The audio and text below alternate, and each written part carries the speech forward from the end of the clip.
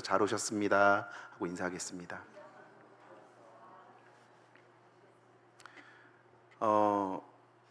어제까지 날씨가 굉장히 좋았는데 오늘 갑자기 날씨가 흐려지면서 비가 내리기 시작했습니다.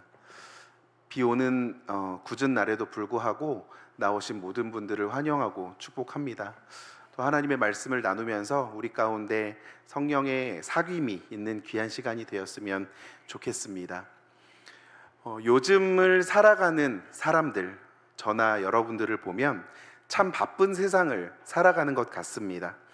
옛날에는 사람이 힘을 들이고 또 시간을 들여서 많이 들여서 하던 일들을 지금 시대에는 기계가 다 알아서 순식간에 해주고 또 컴퓨터가 해주고, 한 달 걸려 걸어가던 길들도 고속 열차나 비행기로 가면 한두 시간 안에 갈 수가 있고, 힘들여 농사를 짓지 않아도 순식간에 음식의 재료들을 구할 수 있고, 세상이 참 편해진 것 같고 또 그러면 좀 여유 있게 살 수 있을 것만 같았는데, 웬일인지 요즘 세상은 날로 더 바빠지는 세상인 것 같습니다. 그리고 오늘 우리가 읽은 본문에도 그렇게 매우 바쁜 사람 하나를 소개하고 있습니다.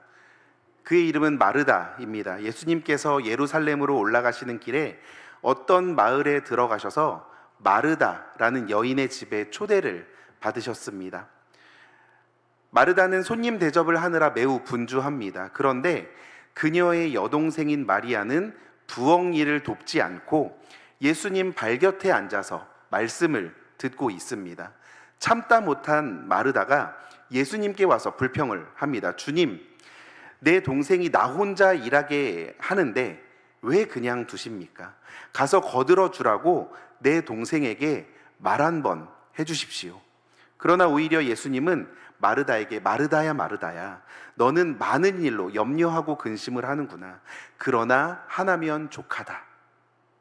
마리아는 좋은 편을 택하였기 때문에 빼앗기지 않을 것이다 라고 말씀하십니다.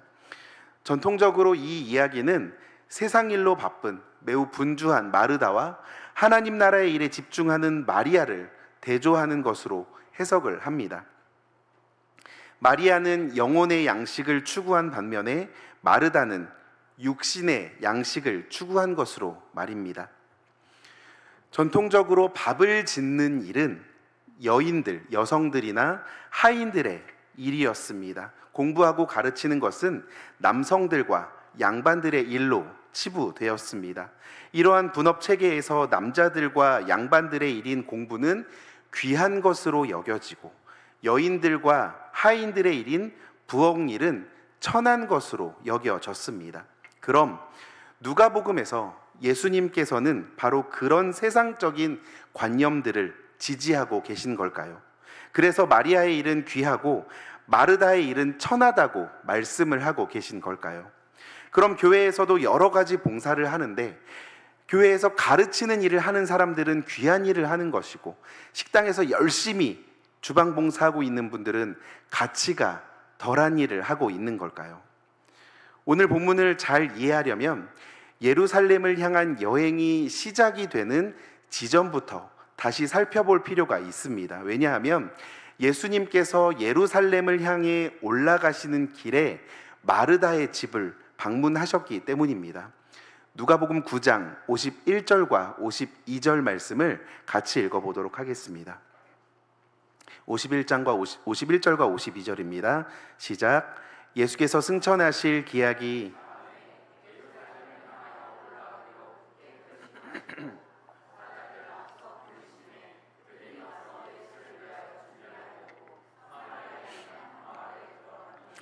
예수님께서 예루살렘을 향해 출발하시면서 앞으로 가실 지역에 미리 사자들을 앞서 보내셔서 예수님의 일행을 맞이할 준비를 하게 했다는 것입니다.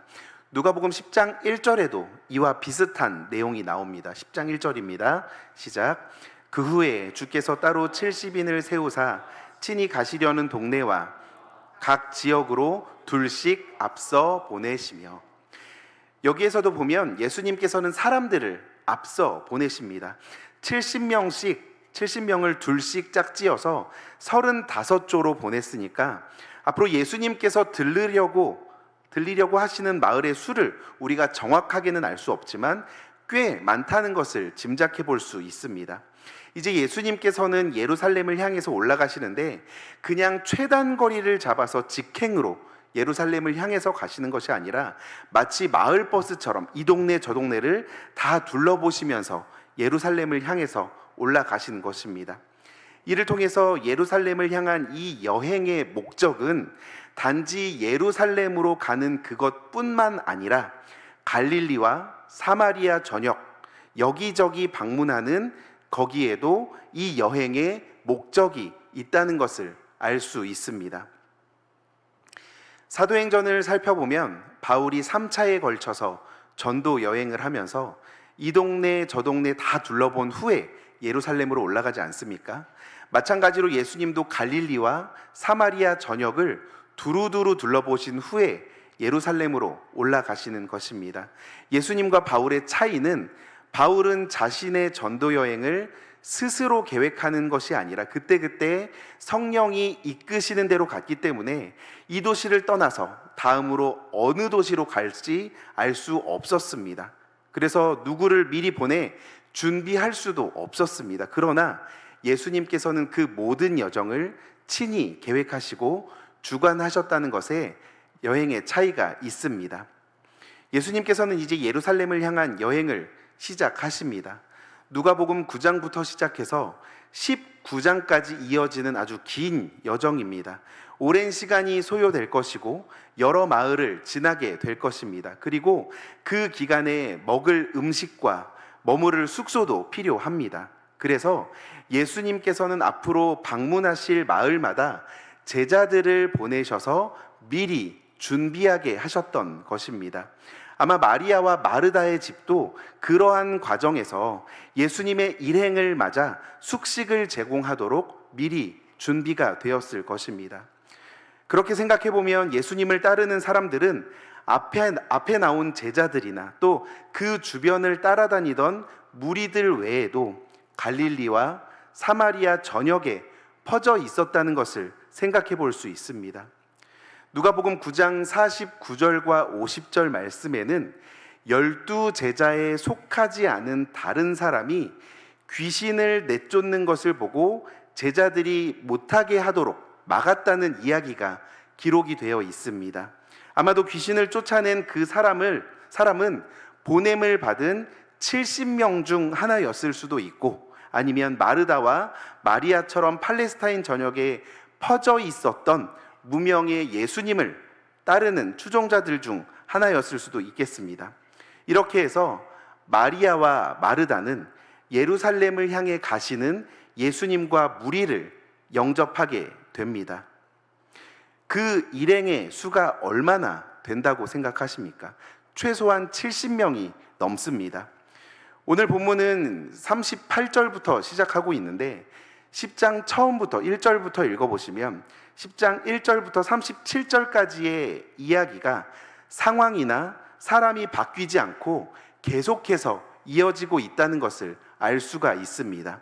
10장 1절에서 70명을 파송하고 17절에는 그 70명이 다시 돌아옵니다. 그리고 예수님께서 그들에게 말씀하시는 가운데 한 율법교사가 질문을 하고 그래서 선한 사마리아인의 비유를 말씀하시는데 거기까지가 오늘 본문 앞에 있는 37절까지의 내용입니다. 37절까지는 그 70명의 제자들이 다 예수님과 함께 있습니다. 그리고 38절을 보시면 그들이 길 갈 때에 이렇게 그들이라는 대명사로 문장을 시작합니다. 그렇기 때문에 그 70명이 다 함께 움직였다고 볼 수 있습니다. 그러니까 마르다는 지금 70명이 넘는 대규모의 손님을 대접하게 된 것입니다. 그리고 마르다가 그 많은 음식 준비를 혼자서 다 하고 있습니다. 예수님과 제자들이 이 집에 온 것은 밥을 먹기 위해서였습니다. 그런데 예수님은 혼자서 음식을 준비하고 있는 열심히 일하는 마르다를 나무라십니다. 만약 마르다마저 음식 준비를 그만두고 예수님 발 앞에서 말씀을 듣고 있었다면 예수님 일행은 전부 다 굶어야 하지 않았겠습니까? 그러면 그 집에는 왜 도대체 뭐하러 오신 것입니까? 여기에서 예수님께서 하고자 하시는 말씀은 밥을 짓는 일이 중요하지 않다는 뜻이 아닙니다. 밥 짓는 것 너무 중요합니다. 그것이 중요한 일이라는 것을 전제해 두고 그 일의 진정한 의미가 무엇인지, 또 그 일을 하는 바람직한 자세가 무엇인지 그 뜻을 돌아보게 하시는 것입니다. 다시 말해서 본문의 핵심은 무엇을 하느냐에 있지 않다는 것입니다. 무엇을 하든지 그것을 어떻게 하느냐가 핵심입니다. 본문 40절에는 마르다가 준비하는 일이 많아 분주했다고 기록을 하고 있습니다. 읽어보신 40절 말씀을 세번역 성경으로 같이 한번 읽어보겠습니다. 시작.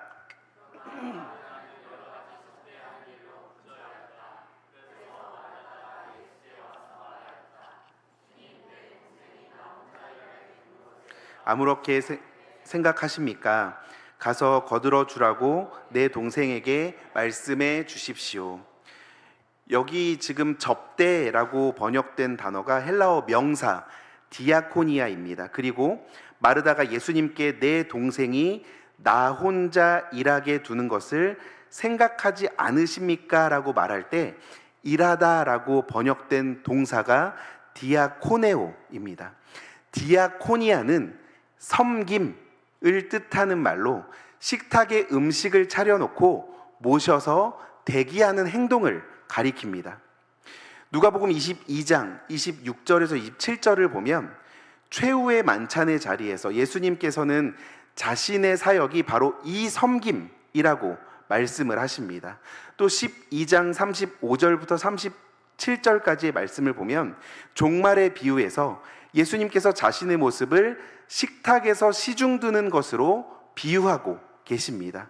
예수님의 사역뿐 아니라 사도들의 사역도 마찬가지입니다. 디아코니아로 사도들의 사역이 대변됩니다.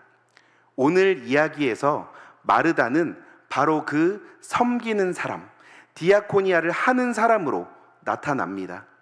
섬김의 사역은 앞에서 말씀드렸던 것처럼 비본질적인 일이 아니라 예수님과 제자들의 사역의 본질을 담고 있는 것이기 때문에 여기에서 결코 예수님이 마르다의 일 자체를 평가절하했다거나 하나님의 일이 아닌 세상 일로 무시했다고 볼 수는 없습니다. 이제까지는 마리아를 변호하는 입장에서 말씀을 드렸습니다. 그러나 그것이 본문이 마르다를 모범으로 제시하고 있다는 것은 아닙니다. 예수님은 분명히 마르다의 잘못을 지적하고 계십니다. 지금까지 말씀드린 것은 밥을 한 것이 잘못이 아니다, 그 이야기를 한 것입니다. 그럼 이제부터 예수님께서 마르다를 왜 나무라셨을까? 그 점에 대해서 한번 살펴보도록 하겠습니다. 이해를 돕기 위해 누가복음 10장 25절부터 27절로 가보겠습니다. 교독하겠습니다. 어떤 율법 교사가 일어나 예수를 시험하여 이르되 선생님, 내가 무엇을 하여야 영생을 얻으리이까?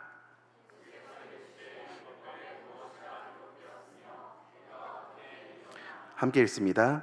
대답하여 이르되 내 마음을 다하며 목숨을 다하며 힘을 다하며 뜻을 다하여 주 너의 하나님을 사랑하고 또한 내 이웃을 내 자신같이 사랑하라 하였나이다. 어떤 율법교사가 예수님께 영생을 얻는 방법을 묻자 예수님께서는 율법에 뭐라고 나오느냐라고 되물으셨습니다. 율법교사는 오경의 두 구절을 인용하여서 율법 전체를 요약하고 있는데 그것이 하나님 사랑과 이웃 사랑입니다. 그리고 나서 율법교사는 예수님께 내 이웃이 누구입니까? 라고 묻습니다. 예수님께서 그에 대한 대답으로 들려주신 것이 우리가 잘 아는 선한 사마리아인의 비유입니다.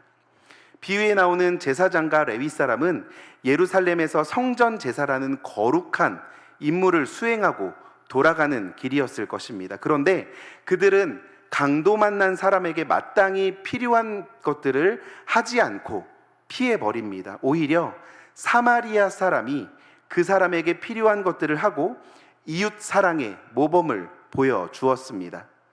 제사장과 레위 사람은 성전의 제사를 주관하는 중요한 사람들이기 때문에 스스로 자신들이 하나님을 사랑한다 여겼을 것입니다. 그러나 그들이 강도 만난 사람을 피하여 지나가는 순간 그들의 하나님 사랑은 거짓이라는 것이 드러납니다. 왜냐하면 하나님을 사랑하는 사람은 이웃을 사랑하지 않을 수 없기 때문입니다.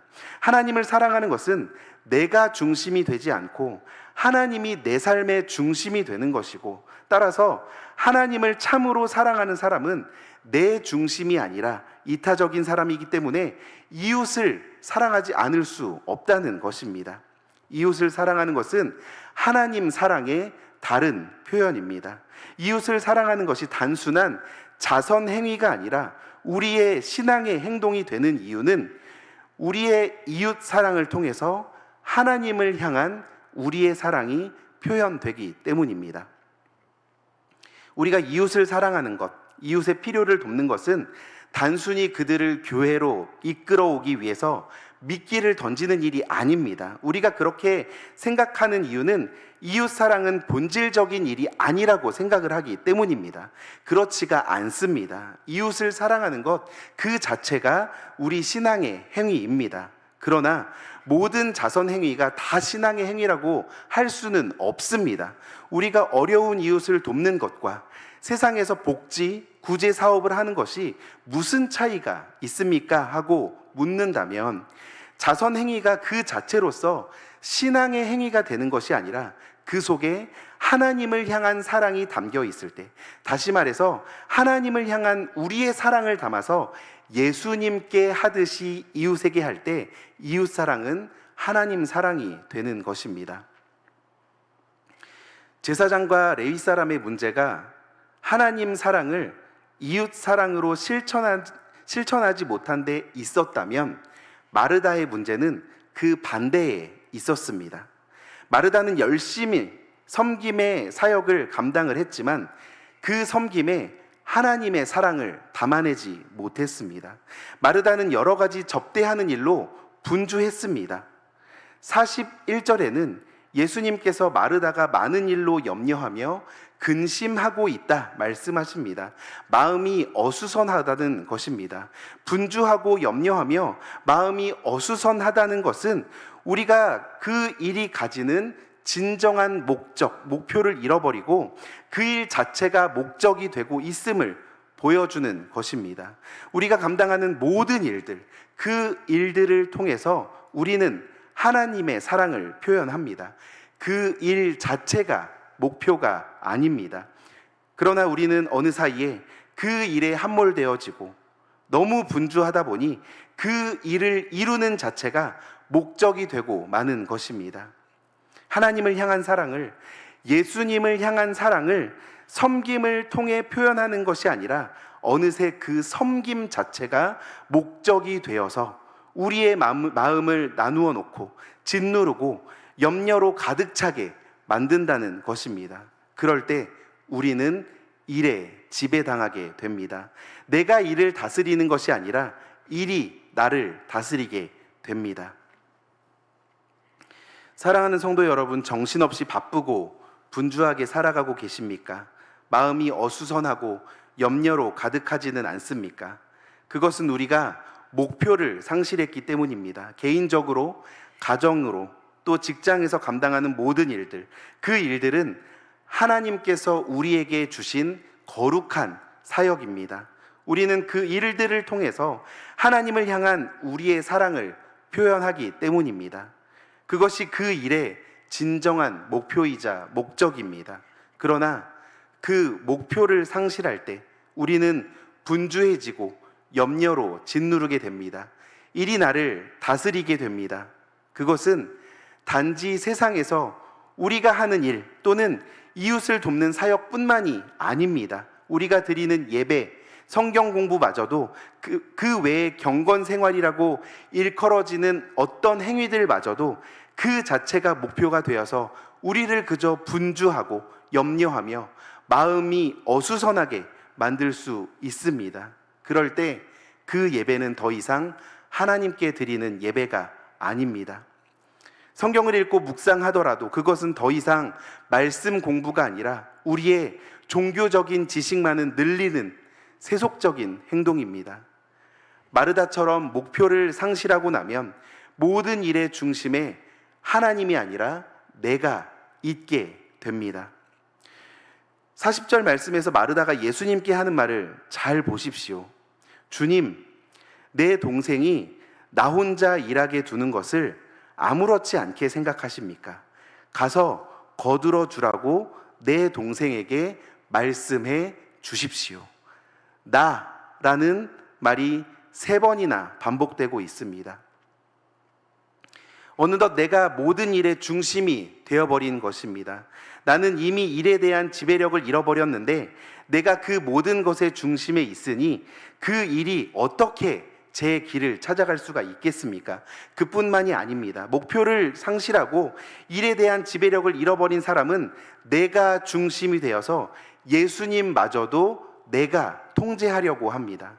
마르다가 예수님께 하는 말을 잘 보십시오. 예수님, 당연히 이렇게 말씀하셔야 하는데 왜 그렇게 말씀하시지 않습니까? 예수님께서 하실 일을 내가 정하고 있습니다. 무슨 말씀을 하실지, 무슨 일을 하실지, 어떤 행동을 하실지는 예수님의 마음입니다. 그러나 우리는 왜 예수님이 마땅히 하실 일을 안 하고 계시느냐고 따지고 드는 것입니다. 혹시 이것이 우리의 기도는 아닙니까? 갈 바를 잃어버리고 목표를 잃어버리고 내가 중심이 된 사람은 예수님마저 통제하게 될 뿐만 아니라 또 내 주변에 있는 모든 사람들을 내 기준에 맞추려 하게 됩니다. 마르다가 보기에는 마리아는 자기 본분을 제쳐놓은 채 놀고 있는 사람입니다.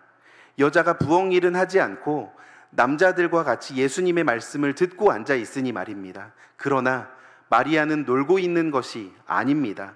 예수님의 발치에 앉아 말씀에 집중하고 있습니다. 발치에 앉는다는 것은 복종과 경청을 의미합니다. 복종과 경청은 제자의 본질적인 모습입니다. 마리아는 지금 그 제자됨의 행동을 하고 있는 것입니다. 마르다는 마르다대로, 마리아는 마리아대로 중요한 일을 감당하고 있습니다. 그러나 마르다는 너무 분주하고 그 일에 집중한 나머지 중요한 것을 보지 못합니다. 마리아가 나를 도와주지 않는다는 사실만 원망스럽고 그러기에 불평만 늘어놓고 있는 것입니다. 차이를 인정할 줄 알아야 합니다. 사람마다 성격이 다르고 재능이 다르고 맡은 사역이 다르지 않습니까? 그 모든 사역이 연합하여 그리스도의 한 몸인 교회를 이루어가는 것입니다. 교회 안에 남자도 있고 여자도 있고 연령이 높은 세대가 있고 젊은 세대가 있고 다양한 직업군이 있고 다양한 재능과 성격을 가진 사람들이 있습니다. 나는 저 사람을 도무지 이해하지 못하겠다 하는 사람이 있을 수도 있습니다. 그 사람이 문제가 아니라 그 사람을 이해하지 못하는 내가 문제입니다. 서로를 믿는 그대로, 있는 그대로 받아들여야 합니다. 그것이 마르다와 마리아의 이야기가 주는 교훈입니다. 말씀을 정리하겠습니다. 우리가 분주하고 염려하며 마음이 어수선한 것은 우리의 갈 길, 목적을 잃어버렸기 때문입니다. 하나님 사랑이 목적이 되지 못하고 그 일 자체가 목적이 되어서 우리를 지배하기 때문입니다. 목적을 잃게 되면 그 모든 일의 중심에 내가 있게 됩니다. 지배력을 잃어버린 내가 중심에 있게 되면 하나님마저 내가 지배하고 통제하려고 합니다. 그리고 차이를 인정하지 못한 채 다른 사람들을 내 기준에 맞추려고 합니다. 만약 그것이 우리의 모습이라면 다시 본문으로 그리고 우리의 본분으로 돌아가야 합니다.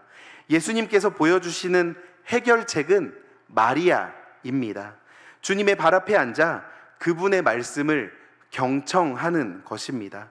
원점으로 돌아가는 것입니다. 하나님의 자녀된 나의 본 모습으로 돌아가는 것입니다. 하나님께서 나에게 맡겨주신 모든 일의 목표, 목적을 다시 정하는 것입니다. 그래서 우리의 모든 삶을 통해, 또 우리의 모든 일들을 통해 하나님을 향한 우리의 사랑이 표현되게 하는 것입니다. 기도를 회복하시기 바랍니다. 하나님께 내 뜻을 강요하는 기도가 아니라 마리아처럼 예수님의 발치에 앉아 그분으로부터 듣는 기도를 훈련해 가시기 바랍니다. 말씀을 묵상하는 삶으로 돌아가야 합니다. 나의 경험과 지식에 의지하고 의존하는 삶으로부터 마리아처럼 말씀을 묵상하고 다시 그 말씀 속에서 나를 향한 하나님의 음성을 듣는 그런 삶으로 돌아갑시다. 우리 모두가 예수님의 발치에 앉은 마리아가 될 수 있기를 예수님의 이름으로 간절히 축복합니다. 기도하겠습니다. 사랑하는 하나님, 우리도 마리아처럼 예수님의 발곁에 앉아 예수님으로부터 말씀을 듣기 원합니다. 그 들음으로부터 우리의 삶을 다시 세우고 그 들음으로부터 주님이 주시는 지혜와 사랑과 능력을 경험하게 하여 주시옵소서.